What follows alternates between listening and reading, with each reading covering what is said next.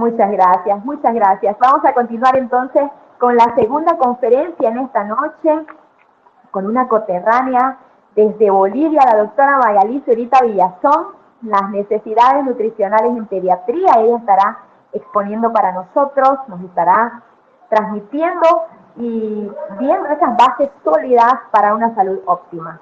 Veremos nosotros su currículum, la hoja de vida de la doctora. La doctora. Nuestra estimada doctora es máster, médico cirujana e investigadora, especialista en pediatría, es presidente de la Sociedad Boliviana de Pediatría, ella es máster en Educación Superior e Investigación en Salud, es miembro del directorio del Comité de Adolescencia, la Asociación Latinoamericana de Pediatría, ALAPE, es docente de la Universidad de San Simón y de Univalle, es doctora. Ella también tiene un doctorado en Educación Superior y Dirección de Investigación Científica. Así que atendemos a la doctora, le damos la bienvenida, doctora Magalí Zurita, el micrófono es suyo y estamos nosotros atentos, tomando notas ahí para todo lo que usted nos transmitirá. Le agradecemos por estar aquí en esta noche. Bienvenida. Muchísimas gracias por la bienvenida. Muchas gracias al comité organizador. Bien. Entonces, voy a dar inicio a la presentación. Voy a comenzar entonces, empezando un poco ya con el respectivo tema también, sobre cuáles son las necesidades nutricionales en pediatría. Bien. Sean bienvenidos todos ustedes también a continuar con este excelente tema. Vamos a descubran conmigo la importancia de recibir una alimentación saludable, una alimentación equilibrada también para todos nuestros niños. Entonces, nos preparamos para ese tema. Voy a compartir y hablar un poquito definiendo sobre algunos conceptos que involucra el tema. Por ejemplo, hablamos un poquito sobre la nutrición. Entonces, ¿cómo nosotros podemos definir lo que es la nutrición? Sabemos que actualmente también ya incluso 1 de cada 3 niños, por ejemplo, no reciben una nutrición adecuada, no reciben una nutrición que puedan requerir para el crecimiento y el desarrollo adecuado o normal también. Ya incluso desde el año 2019 también ya se examina esta situación de la existencia de una malnutrición infantil. Cada vez va incrementándose también los casos y va incrementándose el número.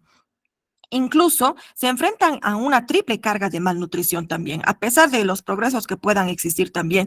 Si hablamos un poco sobre la epidemiología, podemos indicar también que incluso en la existencia ya de una cifra de unos 149 millones de niños menores de 5 años que pueden llegar a sufrir ya este retardo o este retraso en el crecimiento y en el desarrollo, aproximadamente unos 50 millones ya que pueden involucrar y presentar una emaciación también.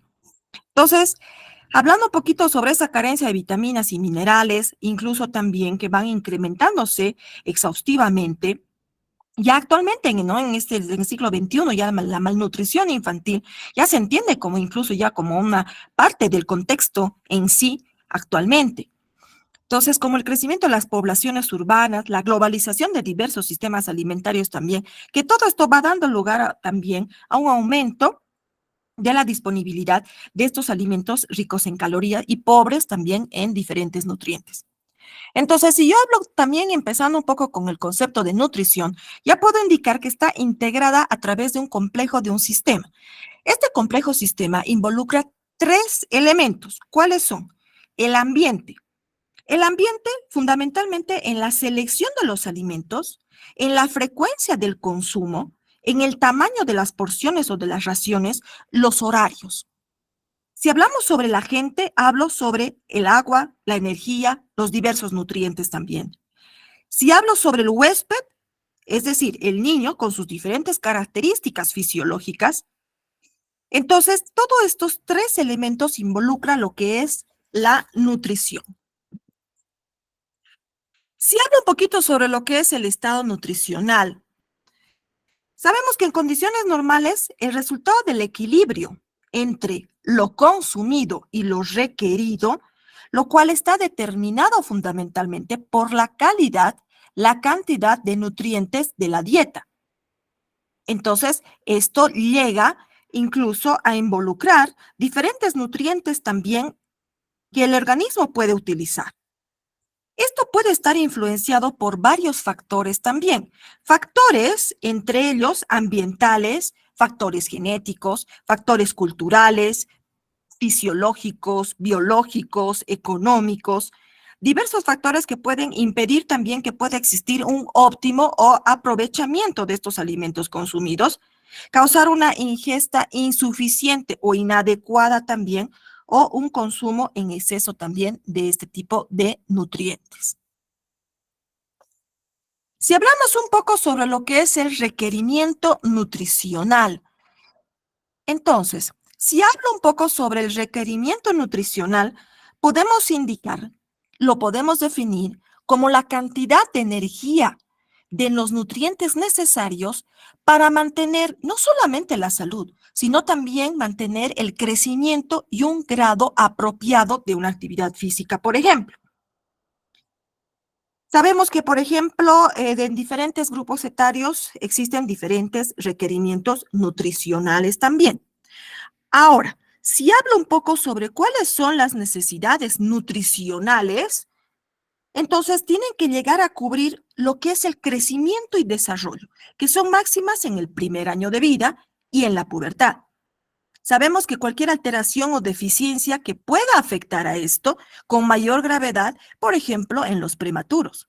En el prematuro cuya reserva calórica va a ir disminuyendo, por ejemplo, en los neonatos de bajo peso, desde un prematuro de 2.500 gramos hasta los de extremo bajo, menores a 1.000 gramos, en los que se estima, por ejemplo, que las reservas van a estar en 90 a 110 kilocalorías por kilo, ¿no?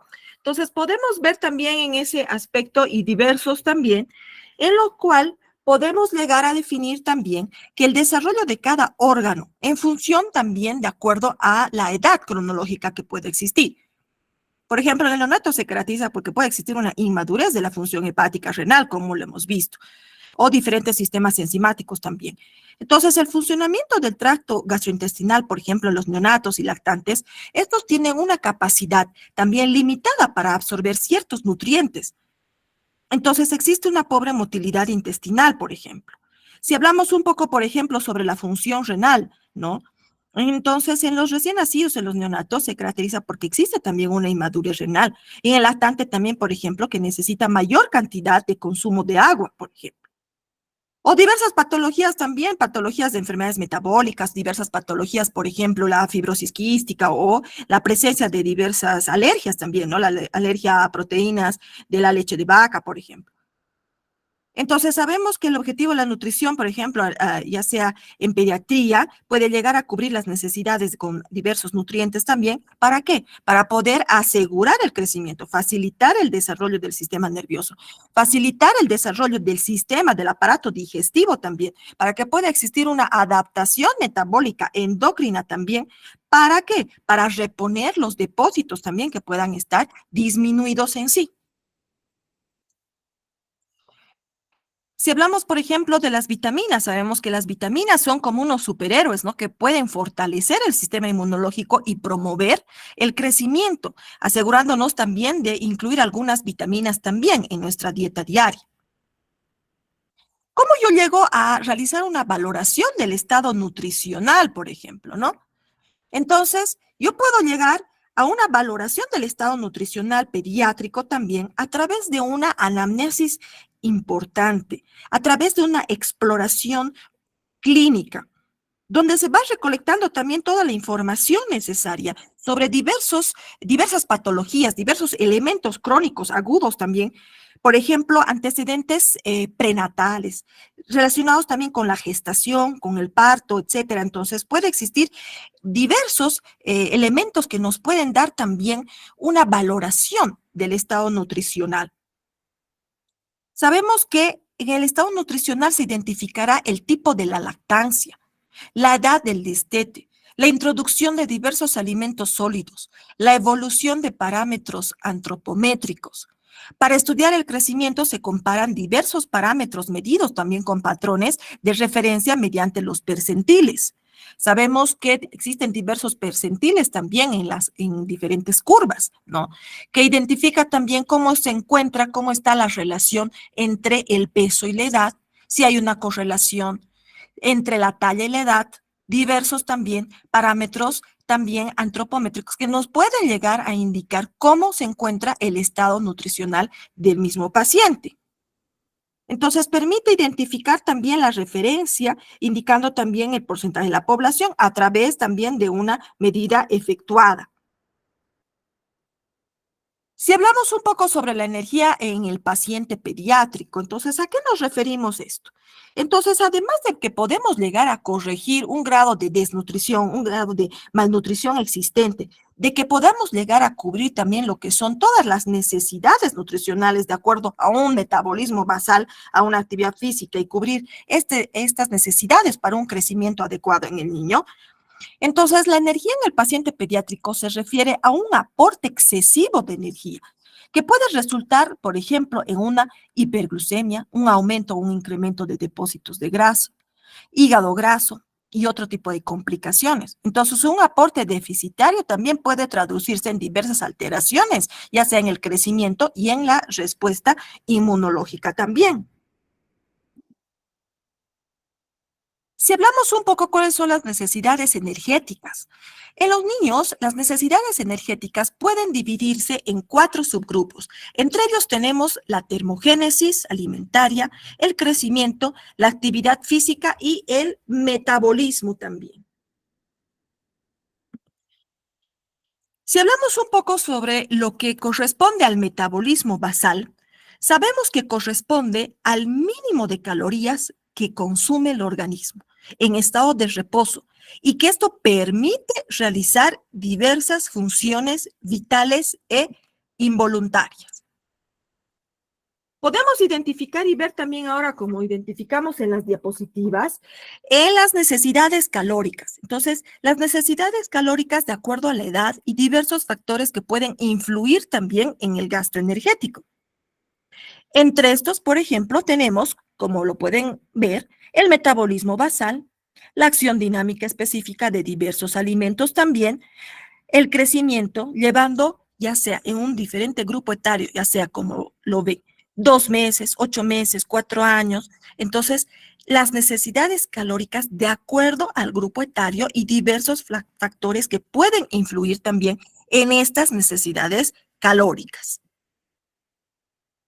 ¿Qué involucra esto también en los primeros 6 meses de vida? Por ejemplo, la distribución de energía en macronutrientes, por ejemplo, el 15% que va a corresponder a las proteínas, un 35% a los hidratos de carbono, 50% a las grasas, y para el resto de las edades, 15% de proteínas, 50% de hidratos de carbono, 35% para las grasas, y en niños mayores sería un 15% de proteínas, un 55% de hidratos de carbono y un 30% de las grasas.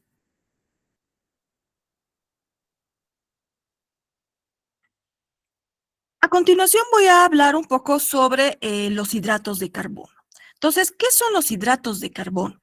Los hidratos de carbono constituyen la principal fuente de energía que aproximadamente representa el 40 a 60% del aporte energético que se suministra en la dieta.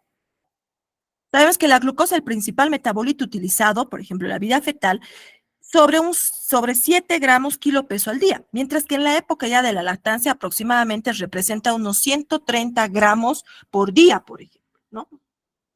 Entonces, ¿qué involucra esto? La presencia de los hidratos de carbono. Entonces, los hidratos de carbono, de igual manera también, estos que pueden clasificarse también, ya sea pueden dividirse en azúcares, almidones y fibras. Entonces, sabemos que estos azúcares, por ejemplo, los alimentos, está contemplado también o representado por las frutas, la leche y diversos productos lácteos también.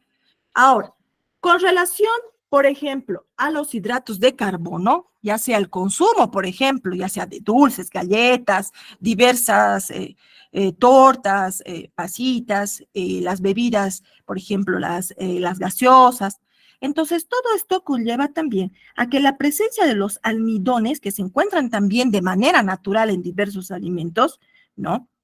Entonces, esto lleva a que alimentos también ricos en fibra, que forman parte también de los hidratos de carbono, cuya digestión lo hacen más lenta.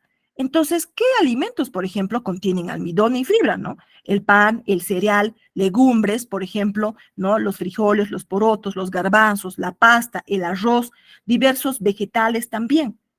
Entonces, ¿yo cómo podría de igual manera también llegar a calcular todo esto?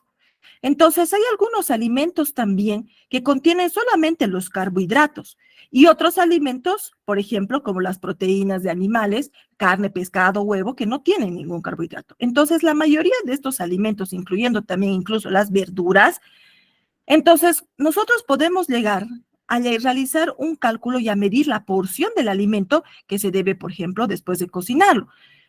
Entonces, podemos ver, por ejemplo, como les comentaba anteriormente, los ejemplos y medir.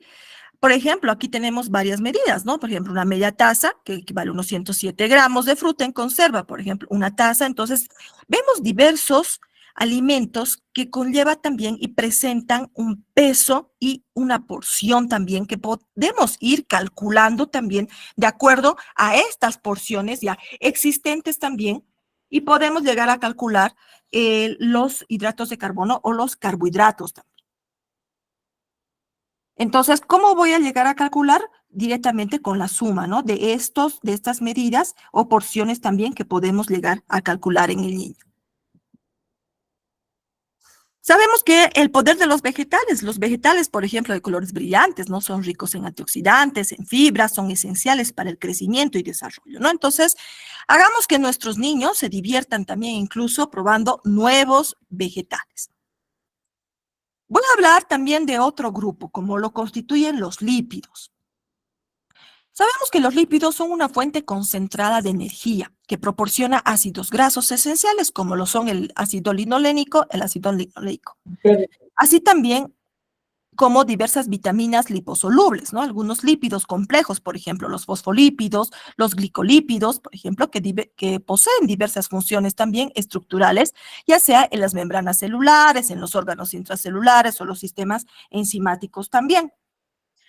Por ejemplo, para identificar, tenemos las necesidades proteicas y lipídicas de acuerdo al grupo etario, por ejemplo, ¿no? Entonces, podemos identificar, por ejemplo, en los lípidos, qué cantidad tendríamos que otorgar.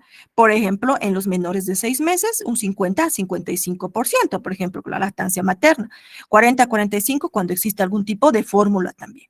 De 6 meses a los 2 años, de 30 a 40% el porcentaje de lípidos también, y después de los 2 años, un 30% aproximadamente.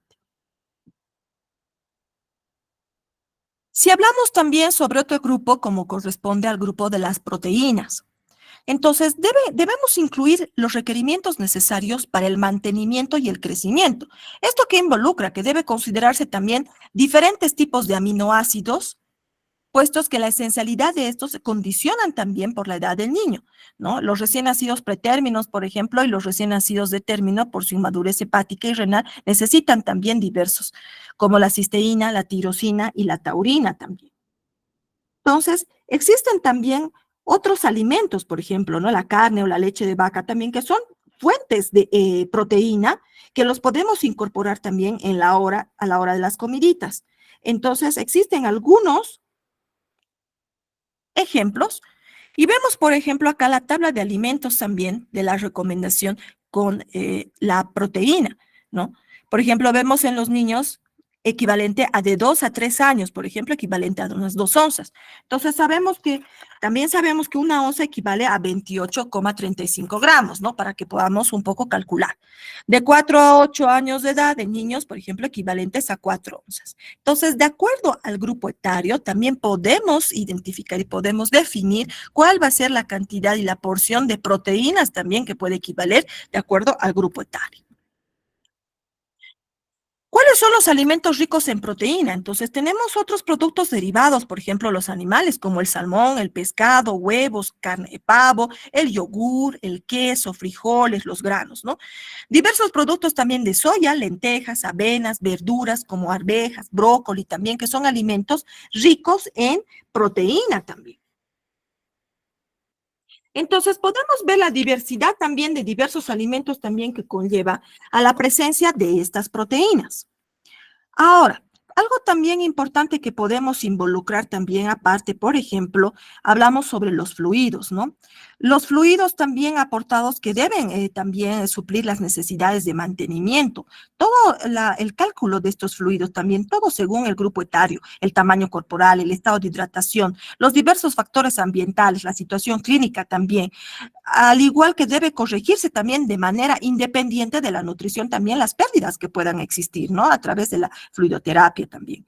Entonces, sabemos e involucramos también que los aportes dependerán también del grupo etario también que hemos visto, ¿no? Por ejemplo, en recién nacidos sabemos que el primer día será de 40 a 60 ml, ¿no? Que podemos ir hasta 150 o 180 ml kilo peso día también, ¿no? También podemos ver en los recién nacidos pretérminos los aportes que guarda una relación también inversa con el peso al nacimiento también. En lactantes menores de 10 kilos el aporte será 100 ml kilo peso día, más las pérdidas máximo unos 150 mililitros kilo peso día, por ejemplo, ¿no? Entonces sabemos que para el cálculo de las necesidades hídricas también la fórmula es utilizada también, por ejemplo, generalmente utilizamos también la fórmula de Holm-Segar y esto involucra también la incorporación de diversos fluidos también para el cálculo de las kilocalorías. Si los niños toman la cantidad recomendada, por ejemplo, ¿no? De leche de vaca, probablemente estén consumiendo todas las proteínas necesarias también a nivel del consumo de la proteína. Entonces, cada onza de la leche de vaca, por ejemplo, tiene 1 gramo de proteína, ¿no? Entonces, la leche de soya tiene casi lo mismo. Pero no todas, por ejemplo, ¿no? Las leches de soya, por ejemplo, a base de vegetales, tienen esa cantidad recomendada. Ahora, por ejemplo, aquí tenemos algunas cantidades recomendadas, por ejemplo, de la leche de vaca por la edad, por ejemplo. De 1 a 2 años de edad necesitamos unas 24 onzas, de 2 a 3 años unas 16 onzas, de 4 a 8 años de edad unas 20 onzas y de mayores a 9 años unas 24 onzas, como indica también la tabla. Aquí tenemos una tabla también que involucra cuáles son las necesidades proteicas y lipídicas también de acuerdo a la edad. Las frutas, como dulces naturales que están llenas de vitaminas, minerales también, y debemos animar siempre a los niños a explorar una variedad de frutas también todos los días. Voy a hablar un poquito sobre los minerales. Los minerales sabemos que desempeñan un papel importantísimo en el organismo porque son necesarios para la elaboración de tejidos, para la síntesis de hormonas y en la mayor parte también de las reacciones químicas en las que intervienen, por ejemplo, las enzimas. Entonces, ¿qué involucra esto? Esto involucra también que los minerales son los componentes inorgánicos en la alimentación, que aquellos que se encuentran también sin formar parte de los seres vivos igual. Ahora, el uso de los minerales también con fines terapéuticos, por ejemplo, con denominada oligoterapia. Pero ahora, ¿de qué minerales vamos a ir hablando nosotros también? Entonces, nosotros vamos a ir hablando de diversos minerales, entre ellos, ¿cuáles? Entonces, vamos a hablar principalmente del sodio. Entonces, el sodio es un mineral que se encuentra en todos los líquidos del cuerpo y es importante y esencial para mantener el equilibrio de agua en el organismo, así como también participa en diversas actividades de los músculos y de los nervios. El consumo en exceso produce alteraciones renales, cardíacas. Se recomienda aproximadamente una concentración de 1 a 1.2 gramos por día, por ejemplo, en los preescolares. Esto hablando del sodio. Sabemos que también la ingesta excesiva del sodio se asocia también a un incremento también o a una mayor presión arterial en los niños y en los adolescentes también. El efecto, por ejemplo, incluso superior puede llevarnos también a un sobrepeso u obesidad. Entonces, los niños, por ejemplo, que presentan o consumen dietas altas, ricas en sodio, aproximadamente incluso tienen un 40% de probabilidad de que puedan sufrir o presentar una hipertensión arterial. Sabemos que existe una relación también entre esta hipertensión arterial en la infancia y la hipertensión arterial también incluso correlacionada en la edad adulta. Sabemos que la hipertensión arterial en la infancia en los niños se relaciona con un desarrollo precoz también, como lo indicaba, de cardiopatías o incluso el riesgo de muerte prematura también. Entonces sabemos que los niños que pueden consumir dietas altas también en sodio tienen ese 40% de probabilidad también de que puedan presentar también una hipertensión arterial. Otro elemento también que voy a indicar, vamos a hablar sobre el hierro. La mayor parte del hierro sabemos que se encuentra en los glóbulos rojos como componente de la hemoglobina. El resto se encuentra también en forma de mioglobina en los músculos. Y como ferritina, sabemos que se encuentra como un depósito en el hígado, en el vaso y en la médula espinal. Sabemos que la función principal del hierro es el transporte del oxígeno en los pulmones a los tejidos. Entonces, se recomienda aproximadamente de 7 a 10 miligramos día, por ejemplo, en los preescolares, si hablamos un poco sobre el consumo del hierro. Entonces, es importante tomar en cuenta también este hierro. ¿Por qué? Porque sabemos que la deficiencia de hierro nos puede llevar, por ejemplo, a la presencia de anemia. Entonces, la anemia, ya sea una anemia leve, moderada o severa. Entonces, la anemia por deficiencia de hierro ha sido una causa importante también de alteraciones del sistema inmunológico que puede presentarse con diversas manifestaciones clínicas, por ejemplo, apatía, el bajo rendimiento académico en los niños, la disminución en la capacidad física. Ahora, por ejemplo, si hablamos sobre los dos tipos de hierro, si hablamos sobre el hierro hemo y el hierro no hemo. El hierro hemo, por ejemplo, es aquel que se encuentra en la carne roja, en la carne de res, en la carne de cerdo, en la carne de cordero, por ejemplo, ¿no? También se puede encontrar en el pescado, en mariscos, el pollo, el pavo, en los huevos también. Ahora, por ejemplo, el hierro no hemo, que se puede encontrar también en diferentes eh, alimentos, ¿no? Por ejemplo, en los cereales también, en el tofu, en los frijoles, en las lentejas, en diferentes vegetales de color verde oscuro. Por eso, por ejemplo, a pacientes, a niños que presentan algún grado de anemia, les indicamos también a las mamás el mayor consumo de verduras verde oscuro. Le decimos a la mamita que pueda otorgarle al niño verduras verde oscuro, por ejemplo, el brócoli, la acelga, espinaca, el hígado de vaca también para ayudarle, porque son alimentos que contienen alto contenido en hierro que nos ayudaría también a lo que es a la prevención y también de la anemia, ¿no? Entonces, puede existir también la combinación. ¿Qué les explicamos también a la mamá? A la mamá le indicamos también que, por ejemplo, ese tratamiento con sulfato ferroso también le puede otorgar alguna sustancia de vitamina C, por ejemplo, algunos alimentos, por ejemplo, ya sea naranja o mandarina. ¿Para qué? Para que exista una mejor absorción también de ese hierro. Entonces, también se debe apoyar la otorgación también de algunas frutas, por ejemplo, ricas en vitamina C, ¿no? Como naranja, mandarina, papaya también que podemos ver. Entonces, todo esto nos lleva a una prevención de la anemia. Hablando sobre el calcio actúa sobre la contracción muscular, sobre la transmisión de impulsos nerviosos, sobre la activación de las reacciones enzimáticas, funcionamiento de las membranas celulares, la coagulación de la sangre, crecimiento pondoestatural. Generalmente recomienda la presencia de 500 a 800 miligramos por día, por ejemplo, que se pueda administrar en el calcio, ¿no? Entonces, sabemos que la deficiencia del calcio puede ocasionar también, por ejemplo, caries dental, eventualmente nos puede llevar también a osteoporosis, a fractura de huesos, a la presencia de mialgias, lo que llamamos también algunos calambres musculares también, en los menores de 5 años, por ejemplo, la presencia del raquitismo también, ¿no? Entonces, muchos alimentos contienen calcio, pero fundamentalmente los productos lácteos son la mejor fuente de calcio. Por ejemplo, la leche, los derivados de, por ejemplo, el yogur, el queso, el suero de la leche también, que tiene una forma de calcio también que el cuerpo puede absorber fácilmente también. Entonces se recomienda, por ejemplo, incluso la leche entera, que equivale, por ejemplo, a un 4% de la grasa, ¿no? Para los niños entre 1 y 2 años de edad, por ejemplo, ¿no?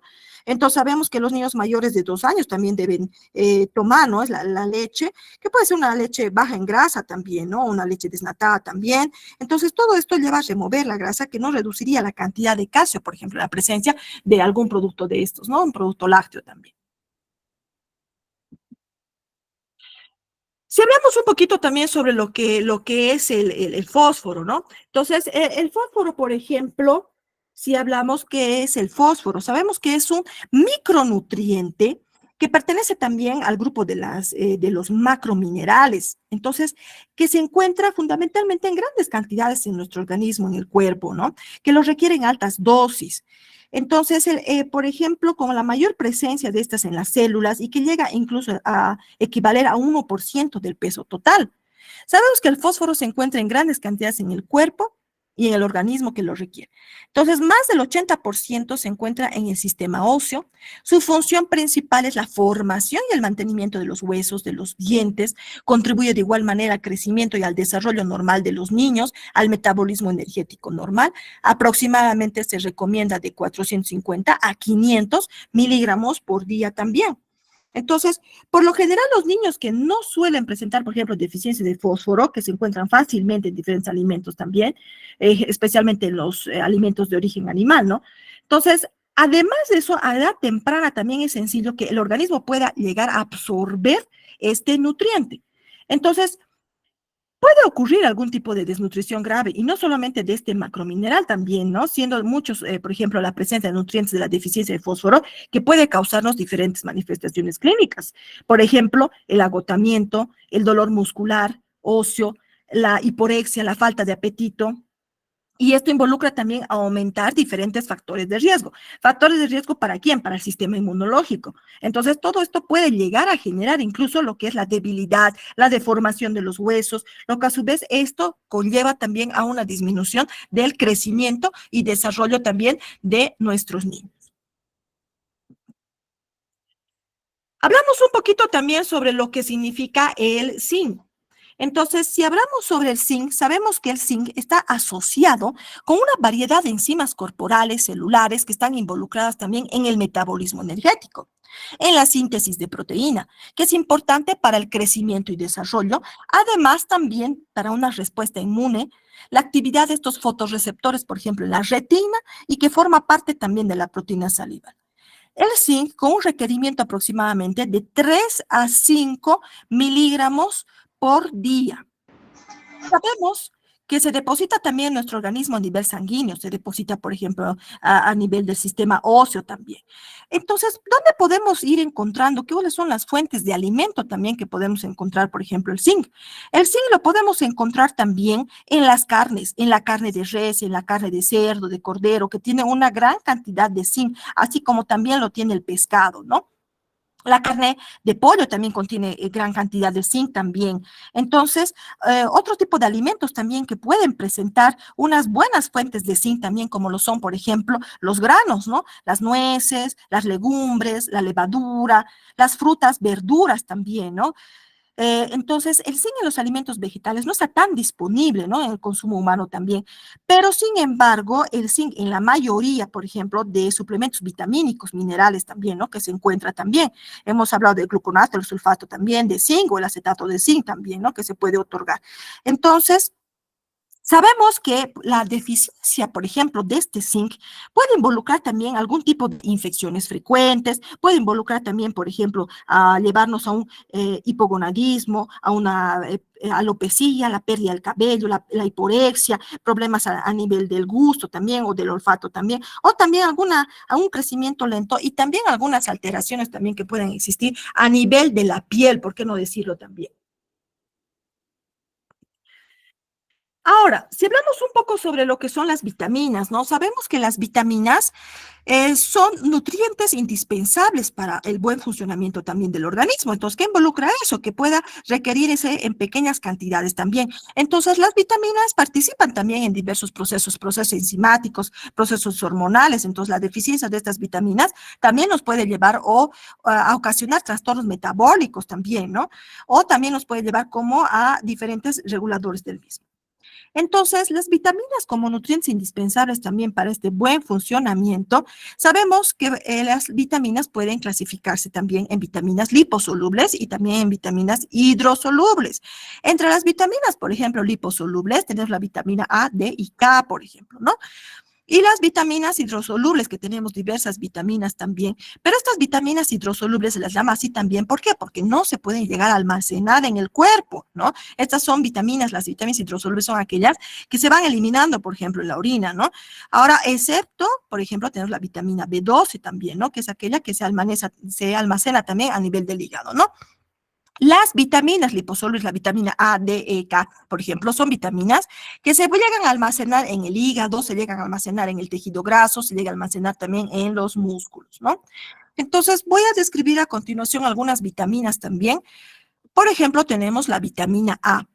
Entonces, la vitamina A es necesaria para la formación del sistema inmunológico, es indispensable para la visión, el crecimiento de los huesos, principal constituyente de tejido epitelial, síntesis de la proteína transportadora de hierro, como es la transferrina, por ejemplo, y las recomendaciones, la concentración de vitamina A, por ejemplo, de 300 a 400 microgramos día también, y conlleva también a que pueda estar limitada, por ejemplo, esta vitamina en diferentes patologías, por ejemplo, cuando existe un síndrome de mala absorción también, por ejemplo, la falta de grasas en la alimentación. Entonces, ¿cuáles son las principales fuentes de vitamina A? Entonces, la vitamina A se encuentra fundamentalmente más en los alimentos de un origen vegetal que de un origen animal, por ejemplo, ¿no?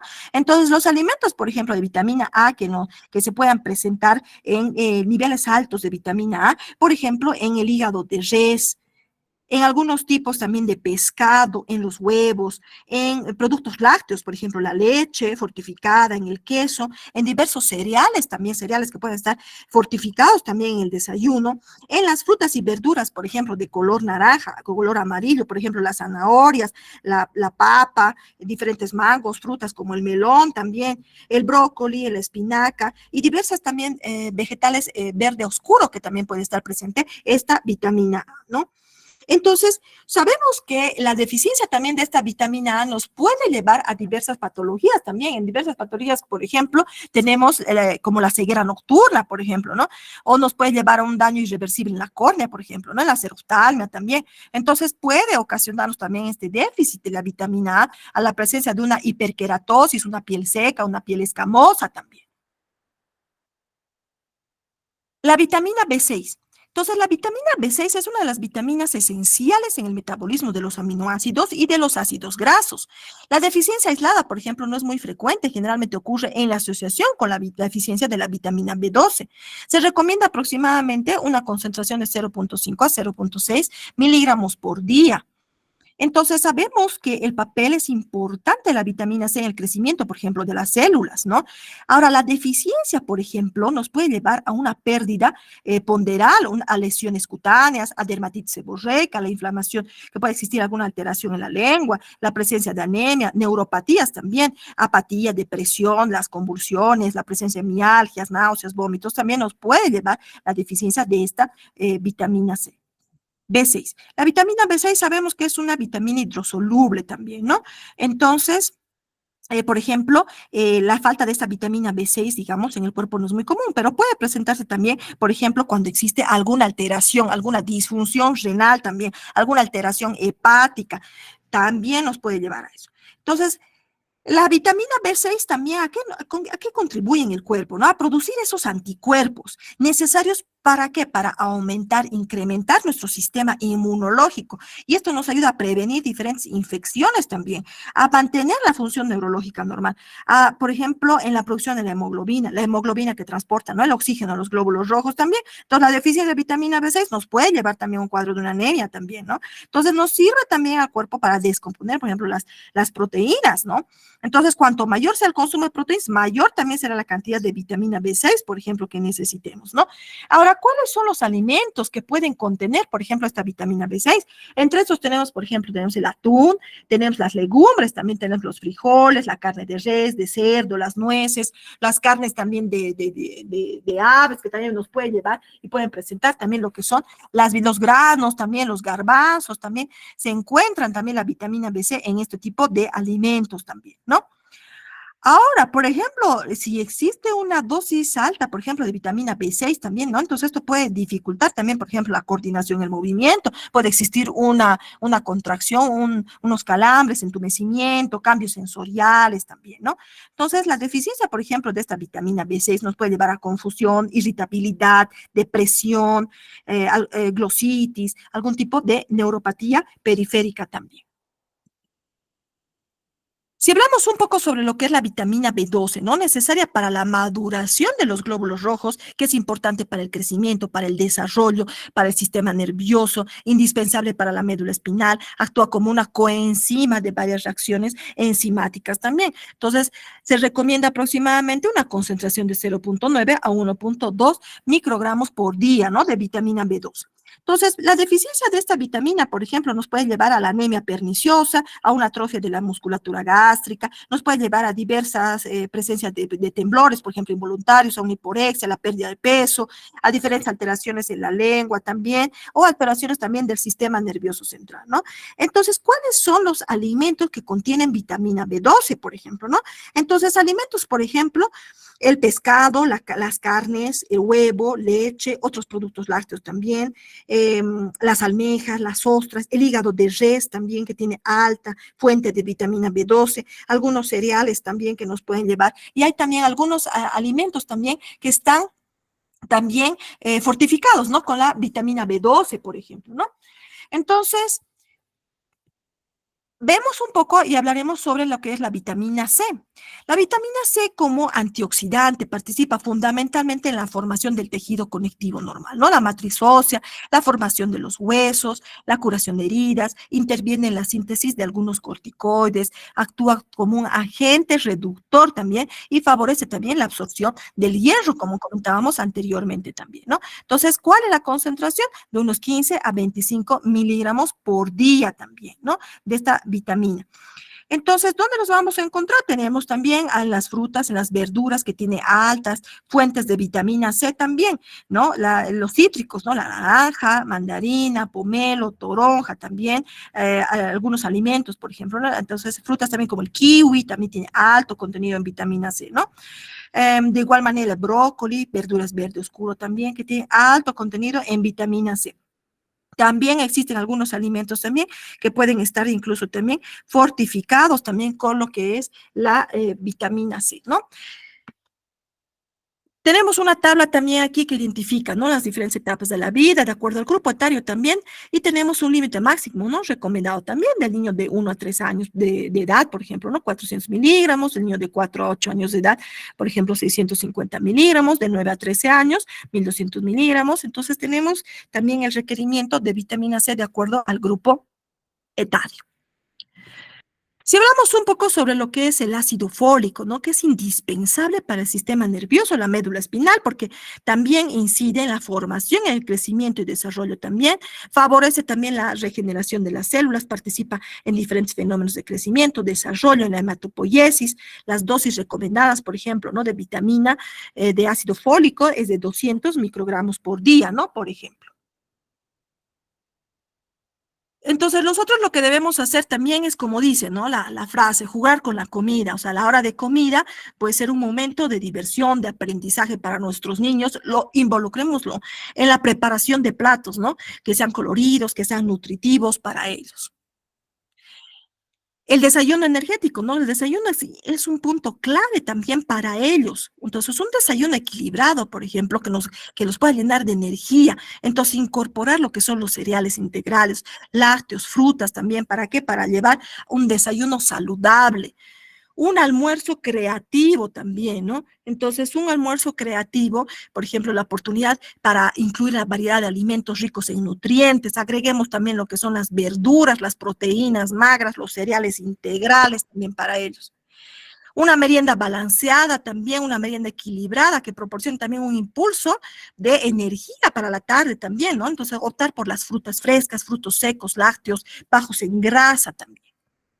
Una cena reconfortante, ¿no? Una cena ligera, pero que sea nutritiva, que sea ideal para ellos. Incluimos también lo que son los vegetales, las proteínas, los granos también para ellos, ¿no? La actividad física también, que es muy importante para el crecimiento y el desarrollo saludable también, o sea que tenemos que fomentar lo que es el juego activo, los deportes, para mantener a los niños activos, para mantenerlos felices también, ¿no?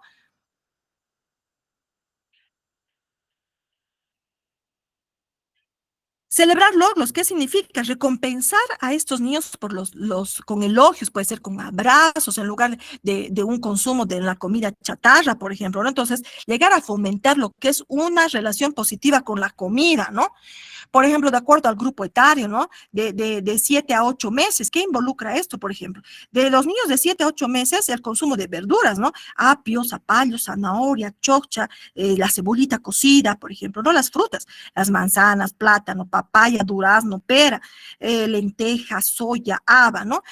Vemos también el consumo de quinoa, maíz, trigo, avena, sémola, amaranto, papa, camote, ya sea el hígado de pollo, res, pollo. Pero, por ejemplo, en este grupo etario de 7 a 8 meses, por ejemplo, que tenemos que dar con una frecuencia de unas 3 veces por día y aproximadamente como es como una papilla, entonces una cantidad aproximadamente de 6 a 8 cucharitas, ¿no? Para ellos.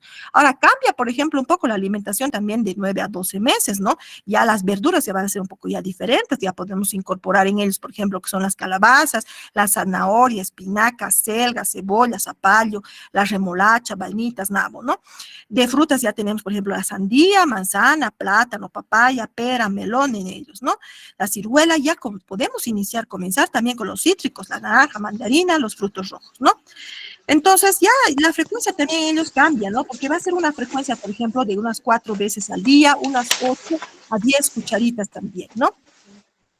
Si existe alguna pregunta también al respecto con relación al tema, estoy presta también para responder algunas preguntas. ¿Qué estudio podemos indicar en los niños menores de 5 años que padecen anemia para conocer la causa? Bien, para ver un poquito y estudiar lo que es la anemia en pediatría, ¿no? Podemos ver la anemia, entonces podemos pedirle un hemograma para identificar cuánto es la concentración de la hemoglobina, el hematocrito. Vemos lo que es también, lo que son el volumen corpuscular medio, la hemoglobina corpuscular media, ¿no? Entonces la concentración de hemoglobina corpuscular media también, e identificar en muchas patologías también se puede pedir lo que son los reticulocitos también para identificar qué tipo de anemia también es, ¿no? Entonces podemos ver especialmente en estos niños si es una anemia por un déficit de hierro, es algún otro tipo de anemia, pero fundamentalmente, generalmente, ¿no? La anemia por deficiencia de hierro, entonces podemos pedir ese tipo de elementos también para que nos pueda otorgar los datos necesarios para identificar qué tipo de anemia es. Muchas gracias, doctora. Estimada doctora Magalí, también nosotros queremos saludar y agradecer por la asistencia del doctor José Daniel Vargas Jiménez, director de FUMESO, por estar también con nosotros en la sala. Comparto la siguiente pregunta. De parte de la doctora María Fernanda, ¿la vitamina C en un niño sano de 2 años podríamos incorporarlos? ¿En qué dosis, por favor, podríamos darle? ¿En qué presentación? Bien, bueno, como indicaba también, podemos indicar a la mamá, también a los papás, ¿no? El consumo, por ejemplo, de la vitamina C en los niños, ¿no?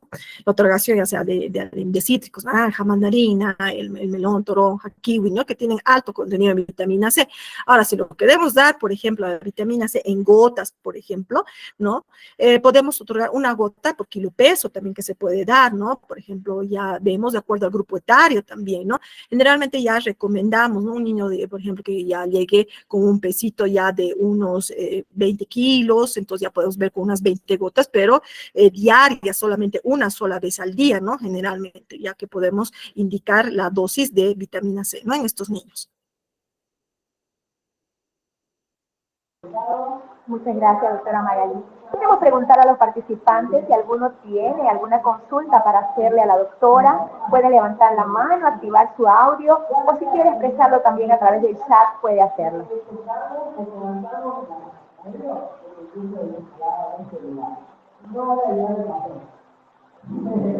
Bueno, al parecer, los participantes han estado muy complacidos. Felicitamos a la doctora Magalí por la conferencia, por todos los conocimientos que usted nos ha impartido. Muchas gracias, doctora Magalí. Excelente presentación, excelente disertación para todos nosotros. Queremos agradecerle por su participación, por estar con nosotros en esta noche tan importante de nuestro curso internacional materno-infantil. Agradecidos con la conferencia que nos ha Muchísimas dado, gracias doctora. a todos ustedes. Muchísimas gracias a todos los presentes. Espero que la presentación también les sirva, les ayude como un apoyo también para todos ustedes, que son temas muy bonitos, excelentes en este curso, también importantes, como lo decía, en el binomio madre-niño. Muchísimas gracias al comité organizador. Muchas gracias a todos ustedes. Agradecido, mi estimada doctora, realmente lo que usted nos ha impartido, las necesidades nutricionales en pediatría son muy importantes, construyen las bases sólidas para una salud óptima del binomio madre, niño, niña. Muchas gracias, le agradecemos. También agradecemos, esperamos prontamente en otra oportunidad poder contar con usted, mi estimada doctora Magalí. Muchas gracias por su tiempo y por esta conferencia tan valiosa. Agradecido. Saludos para Sí. usted, por favor. Agradecidos, Saludos. estamos muy agradecidos. Muchísimas En gracias, este gracias a tiempo. todos ustedes. Muchísimas gracias a todos y claro que sí, presta para cualquier oportunidad también presentar algún tema y estar en contacto con todos ustedes. Mil gracias. Agradecidos, mi estimada doctora. Muchas gracias. Esa ha sido la participación de la doctora Magalí Zurita Villazón desde Bolivia. Muy agradecidos. No olvidar, mis estimados participantes, colegas, a cada uno de ustedes, que nuestro curso internacional de nutrición materno-infantil ha tenido su segunda presentación en esta fecha y aún queda otra más, que es el 29 de junio. Les pedimos estar atentos, que podamos estar puntuales hacia todas las conferencias, ya que son conocimientos importantes que son impartidos para cada uno de nosotros realmente sobre la nutrición.